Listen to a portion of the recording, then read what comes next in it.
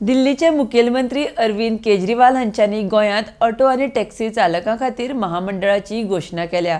Taxi चालकां विरोध उच्च न्यायालयाच्या निकालाक सर्वोच्च न्यायालयांत आव्हान दिवपाचें आश्वासन दिलां। तशेंच टॅक्सी चालकांक जर कोणाक अपघात जालो तर सगळो खर्च सरकार घेतले म्हूण आश्वासन दिलां। RDX खातीर वास्कोच्यान प्रसाद नायक। मुझे बताया गया कि सरकार पॉलिसी बनाती है, ऑटो टैक्सी वाले से पूछा नहीं जाता, ऐसी पॉलिसी बना दी जाती है कि जिसकी वजह से आप सब लोगों को बड़ी तकलीफ होती है।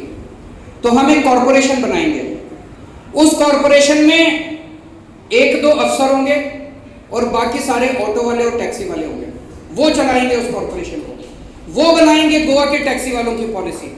गोवा के टैक्सी वालों की पॉलिसी कोई पॉलिटिशियन और कोई ब्यूरोक्रेट अफसर बैठ के नहीं बनाएगा। गोवा की पॉलिसी गोवा के टैक्सी वाले बनाएंगे। दिल्ली के अंदर अभी पिछले साल हम लोगों ने टैक्सी वालों का, ऑटो वालों का किराया बढ़ाया। वो जो कमेटी थी जिसने किराया बढ़ाया, उसमें 2 ऑफिसर थे, बाकी सारे टैक्सी वाले और ऑटो वाले थे। उन्होंने डिसाइड किया कि किराया क्या होना चाहिए। ऐसे ये कॉरपोरेशन बनाएंगे तो ऐप होना चाहिए नहीं होना चाहिए ये आप तय करेंगे।